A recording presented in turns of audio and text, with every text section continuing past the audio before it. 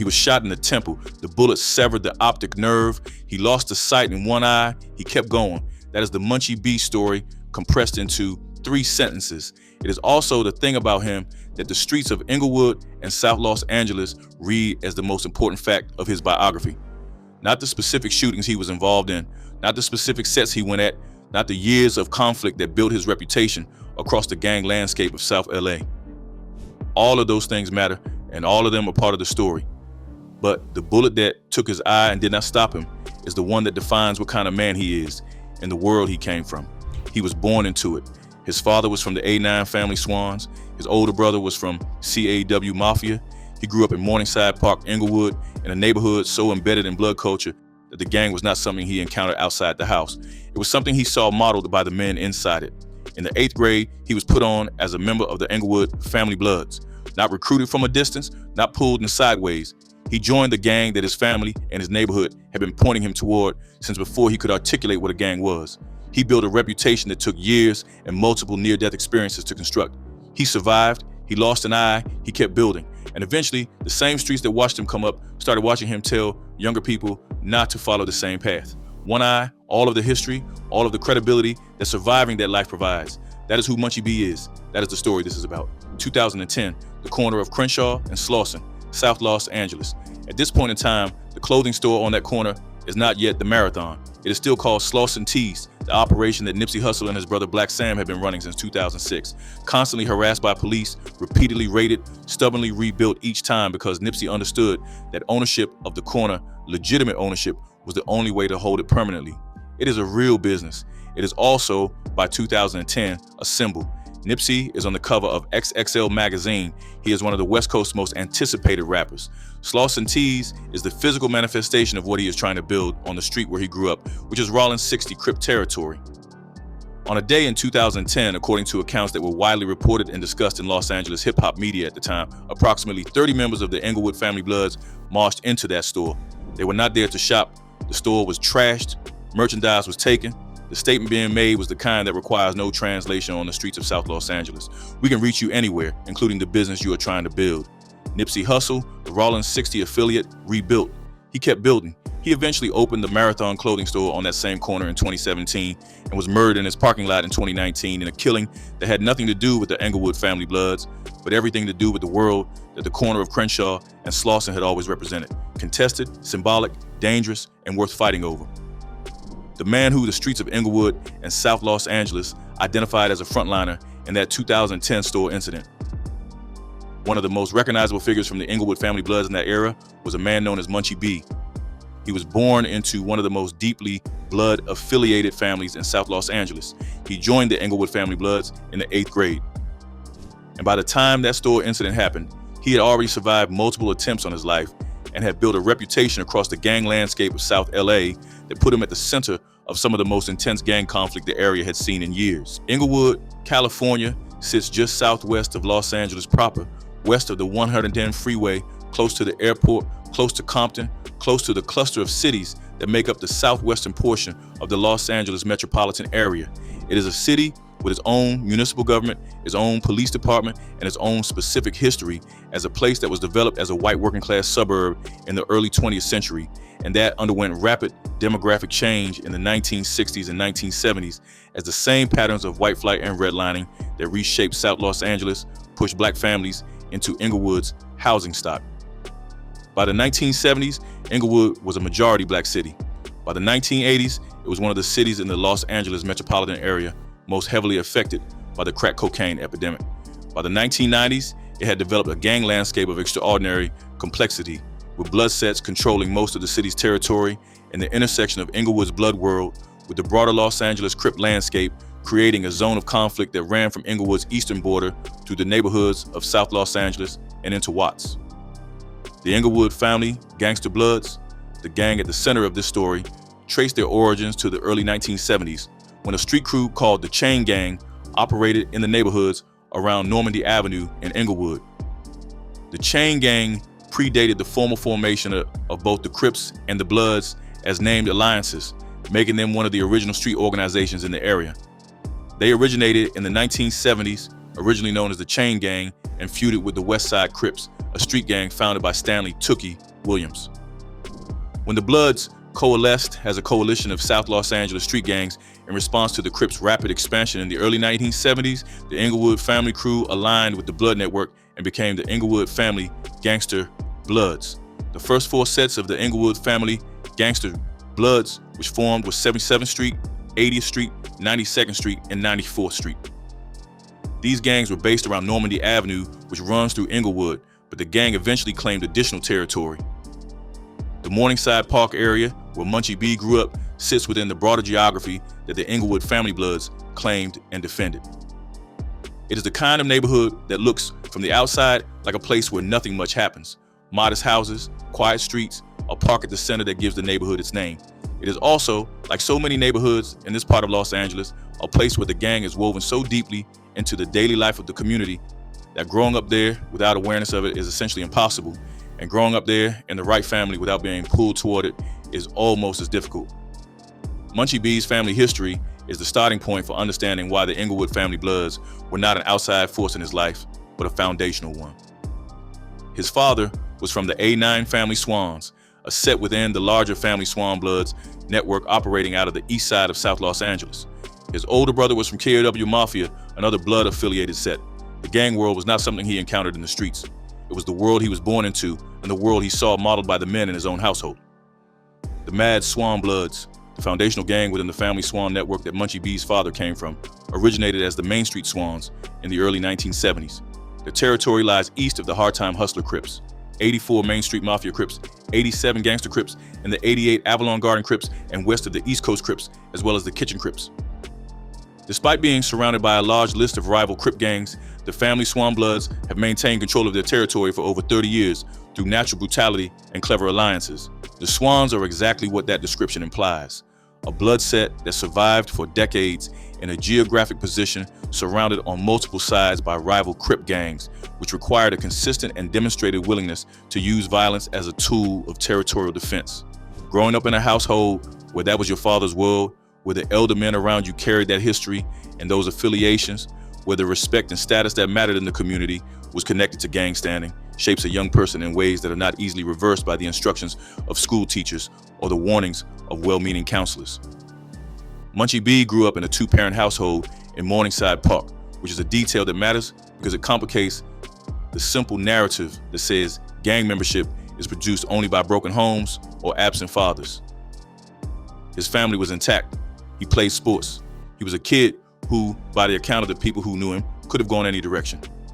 He chose the gang, or more precisely, he made the choice that the environment his family had already built around him made feel like the natural next step.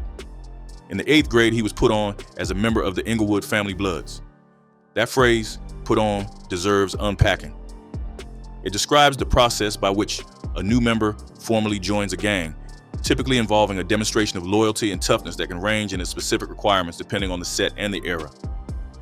For Munchie B, growing up in a household already embedded in blood culture and joining a set that had known his family for years, the transition was not from outsider to insider, but from the periphery to the center of a world he had already been living in. He was not recruited, he joined.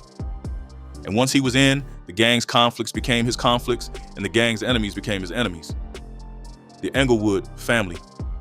Blood's primary rivals in the area where Munchie B was active include multiple Crip sets operating in the corridor between Inglewood and South Los Angeles, particularly the Rollin' 40s Crips, the Rollin' 60s Neighborhood Crips, and other neighborhood Crip sets that competed with the Blood organization for territory and market share in the drug economy of the late 1990s and 2000s.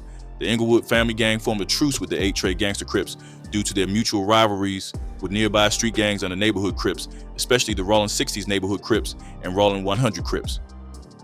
The alliance structures that define Los Angeles gang politics are labyrinthine and specific. Some Crip sets are blood allies against other Crip sets. Some blood sets have truces with their nominal enemies when a common threat makes cooperation more valuable than tradition. Navigating that landscape requires knowledge and relationships that take years to build and can collapse overnight when a single shooting changes the dynamic. The early years of Munchie B's gang career established his reputation through the straightforward mechanism that street reputation has always been built on. Consistent willingness to go at your enemies in a way that other people notice and respect. By the accounts that circulated in the streets, And in the online spaces where Los Angeles gang culture was being documented and discussed through the 2000s, Munchie became known for targeting his enemies aggressively and repeatedly, sliding on rival sets in a pattern that accumulated over years into the kind of reputation that travels ahead of you through the neighborhood. He survived multiple shootings over the course of his career. This specific attacks, how many, the exact circumstances of each, are part of the oral history of the Inglewood family bloods, rather than the documented record of court proceedings or journalism. What is documented is the one that changed everything. A shooting in 2012 in which a single bullet struck Munchie B in the temple region of the head. He survived, but the optic nerve was severed. The shooting cost him the vision in one eye. A man shot in the head, surviving and losing the sight in one eye as the permanent physical consequence of the life he was living. That is the kind of event that becomes legend in the streets, not because the streets celebrate the suffering, but because survival against those odds is the most extreme demonstration of the quality that gang culture values above all others. He did not break, he did not stop, he kept going. The loss of an eye in the gang world carries a specific weight. It is visible, it cannot be hidden or minimized. Every person who looks at Munchie B after 2012 is seeing the evidence of what the life costs written on his face.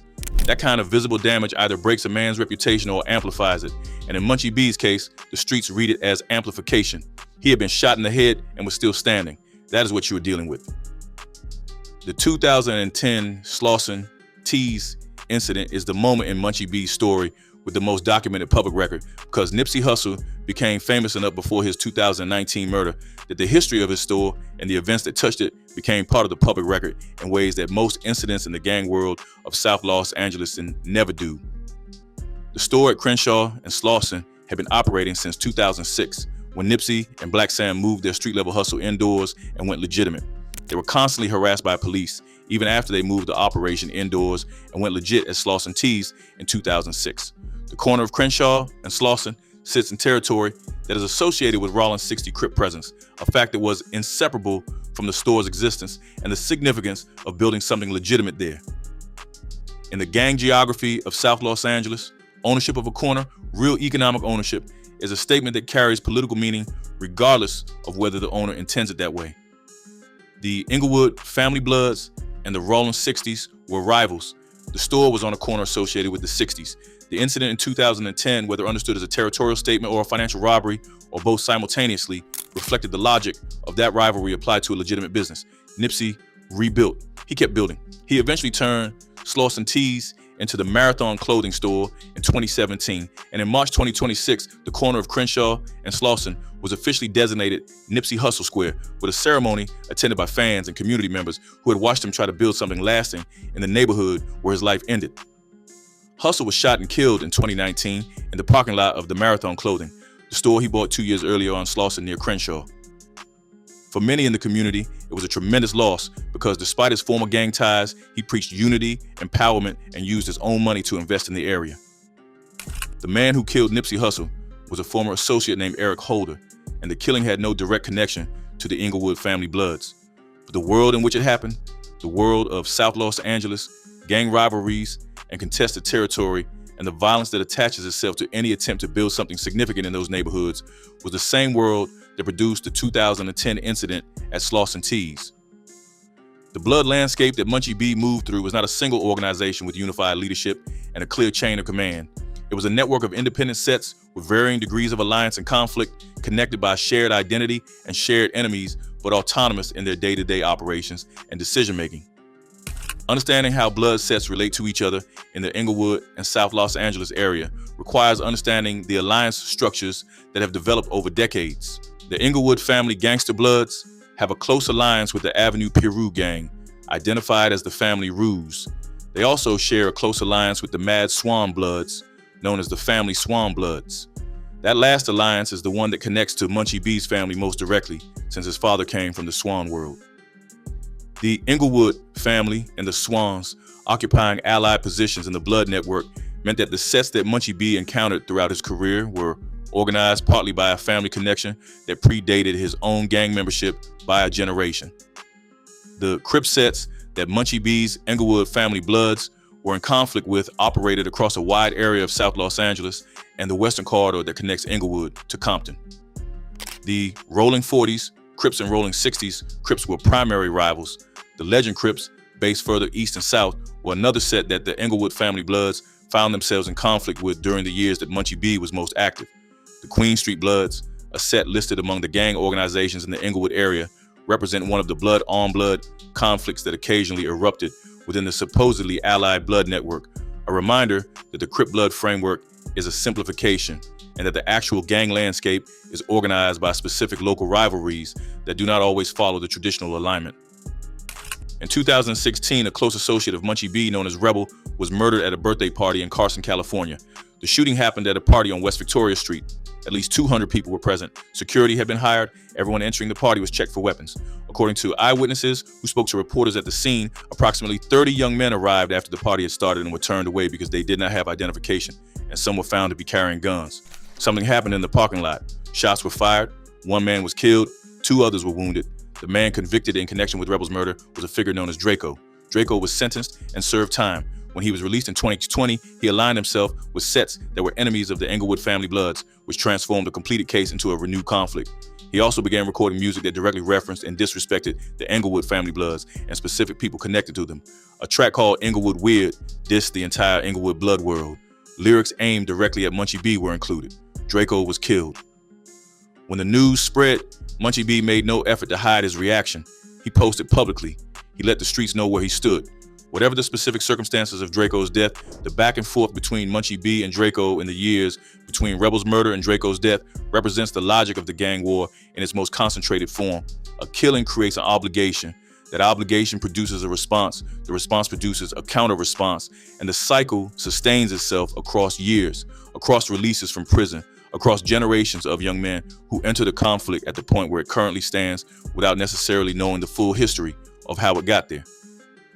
The world that produced Munchie B is the same world that the Watts truce of 1992 tried to address, and that the LAPD's Operation Hammer tried to suppress, and that multiple federal RICO prosecutions tried to dismantle through the 1990s and 2000s. None of those interventions resolve the underlying conditions that make the gang the most visible and most available institution in neighborhoods like Morningside Park and the broader Inglewood corridor. Inglewood, as a city, has changed since the years when Munchie B was coming up. The construction of SoFi Stadium, completed in 2020 as the home of the Los Angeles Rams and Chargers, has brought investment and development pressure to a city that had been economically stagnant for decades. Real estate values have risen. The demographic composition of some neighborhoods has shifted as gentrification pressure from the west side and the entertainment industry has moved eastward and southward.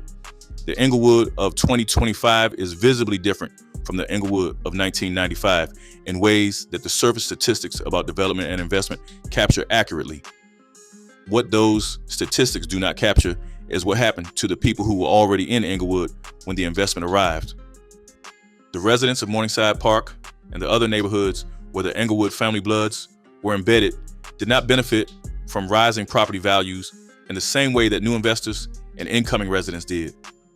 The gang world that those neighborhoods produced did not dissolve because a stadium was built nearby.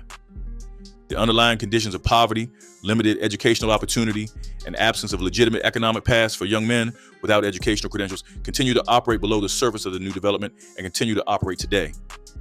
Baron Davis, the NBA point guard who grew up in the Mad Swan Bloods neighborhood and who supports a basketball program in the Swans community, represents one of the exit paths that athletics provides for a small number of extraordinarily talented individuals. J. Rock, who grew up in Nickerson Gardens as a bounty hunter affiliate and built a career with Top Dog Entertainment, represents the exit path that music provides. Both of those paths are real, and the people who found them are real. Both of them are also available to a very small percentage of the young men who grow up in those neighborhoods, which means that for the majority, the exit paths that celebrities model are not actually available options. Munchie B has said publicly that he now encourages the young people he encounters to stay away from the gang life. He frames his own story not as a model to follow, but as an example of what the life costs. He has the eye he lost in a shooting in 2012 to point to as the physical evidence of those costs. He has the years of violence and incarceration and loss and conflict to point to. He is not presenting himself as someone who has found God or made a clean break with everything he was. He is presenting himself as someone who has lived long enough and survived enough to know what the game does to you and who is willing to say it out loud. That is a specific kind of credibility that intervention programs and community organizations try to harness the credibility of someone who cannot be dismissed as someone who never understood the appeal, who never felt the pull, who grew up in a different world and is dispensing advice from a safe distance. Munchie B grew up in the Inglewood family bloods world because his father was from the Swans and his brother was from CAW Mafia, and the neighborhood he grew up in was Morningside Park in a gang-infested corridor of Inglewood. He knows what it is, and he knows what it costs because the bullet that took his eye is still with him. The Inglewood family gangster bloods have been prosecuted in multiple federal jurisdictions over the years, reflecting the gang's expansion beyond Los Angeles in ways that brought it into contact with federal law enforcement in other states. A Georgia case prosecuted 8 members of the Inglewood family gangster bloods in Albany for 54 gang and human trafficking charges. That prosecution reflected a pattern that federal law enforcement has documented across multiple major LA-originated gangs, the expansion of gang networks beyond their original geographic base into cities and states where local law enforcement is less familiar with the gang's structure and history, and where new markets can be exploited with less competition. The California case law that includes Inglewood family bloods prosecutions documents the gang's internal hierarchy in terms that courts required for gang enhancement charges. An officer testified that there were 400 to 500 active members in 2007, and their primary activities included murder, robbery, assaults with firearms, and drug trafficking. 400 to 500 active members in 2007 in the Inglewood area alone, with established cliques across multiple streets and territories, represents an organization of significant size and complexity, one that cannot be understood as a loose collection of friends who happen to share a neighborhood, but must be understood as a structured criminal enterprise with the capacity to direct violence and coordinate operations across a substantial geographic area. The story of Munchie B and the Inglewood family bloods is, in its essentials, the same story that runs through every paper in this series. A person born into specific circumstances in a specific neighborhood in a specific city that made specific decisions about which communities to invest in and which to leave to their own devices. A gang that fills the institutional vacuum that those decisions create. A young man who grows up watching the gang as the most visible and most available structure of status and income and community, and who joins it in the 8th grade because in the world he grew up in, that is the choice that makes sense. He survived being shot multiple times. He survived being shot in the head and lost an eye in the process. He built a reputation that the streets of Inglewood and South Los Angeles took seriously enough to make him one of the most recognized figures from his hood in his era. He is now an OG, using the specific credibility that survival and visibility in that world provides to say to younger people, this is what it costs, and the costs are real, and you should not pay them. That is not a redemption arc in the Hollywood sense. It is something more complicated and more honest than that.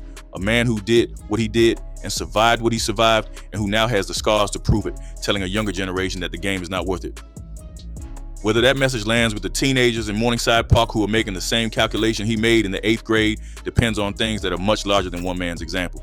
It depends on whether Inglewood and Los Angeles and California and the United States decide to make the investment in those neighborhoods that the 1992 Watts truce asked for and never received at the necessary scale. It depends on whether the young men growing up in Morningside Park have access to something real and available as an alternative to the thing the gang offers. It depends on whether the stadiums and the real estate development and the entertainment industry investment that has changed the surface of Inglewood has also changed the conditions in the specific neighborhoods where the Inglewood family bloods have operated for 50 years. So far, that question does not have a clean answer. The gang is still there. The neighborhood is still there. The young men making the calculation in the 8th grade are still making it. And Munchie B, one eye, and all the history he carries is still standing on the other side of it, telling them what the choice cost him. That is the Inglewood family bloods story. That is the Morningside Park story. And it is, in the end, the same story that every city in America that has built its wealth on the backs of communities it then declined to invest in is still telling in different zip codes with different names, but with the same logic and the same cost and the same generation of young men being asked to pay them. There is a dimension of the Munchie B story that street accounts of his career tend to compress into a simple before and after, active and feared, then OG and cautionary. The reality is more complicated, and the complication is worth naming. The transition from active gang member to OG who warns younger people away from the life is not a clean line in the world the Inglewood family bloods inhabit. And OG is still from the hood still exists, the enemies still exist, the people he lost along the way are still gone. The eye he lost in 2012 does not grow back. The years spent in conflict do not disappear from the record because he is now telling people not to follow the same path. What changes is the role. An OG who carries the kind of reputation that Munchie B built through years of active conflict carries a different kind of authority in the community than someone who grew up adjacent to the gang world and then speaks about it from the outside. When he says the costs are real, nobody in Morningside Park is going to question whether he knows what he is talking about. The missing eye is the evidence. The years are the evidence. The losses are the evidence. The challenge for that kind of credibility is that it cuts both ways. The same reputation that gives him authority to speak also makes him a figure that younger members look up to for exactly the reasons he is now trying to discourage. The OG who survived everything and is still standing is not just a cautionary tale. He is also a legend, and legends in the gang world inspire the next generation to want to build their own. That tension between the cautionary role and the aspirational one is the central paradox of gang intervention done from inside the culture rather than from outside it. The Inglewood family gangster bloods have been around since the 1970s. They will be around after Munchie B is gone. The specific men who make up the gang at any given moment cycle through to prison, to death, to OG status, to whatever lies beyond. But the organization persists because the conditions that produce it persist. The neighborhood is still the neighborhood. The opportunities that the legitimate economy provides to young men from Morningside Park are still limited. The gang still provides what it has always provided: structure, community, income, status, and protection from the violence of a world that will impose itself on you whether you choose to participate or not. Munchie B's story ends, as of this writing, not in a federal courtroom or a cemetery, but in a place that the gang world produces, less often than people outside it assume. An OG who made it to the other side of a genuinely dangerous life and who is using the standing that survival gave him to say something honest to the people coming up behind him. That is not nothing. In the Inglewood family bloods world, where the path from the 8th grade to a federal indictment or an early grave runs through the same geography he ran through, surviving long enough to have something to say and saying it honestly is its own kind of statement.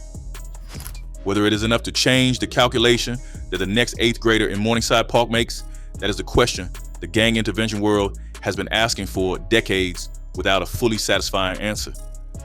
Munchie B cannot answer it alone, but he is asking it out loud, with one eye, looking directly at whoever is willing to listen. That is more than a lot of people in his position ever do.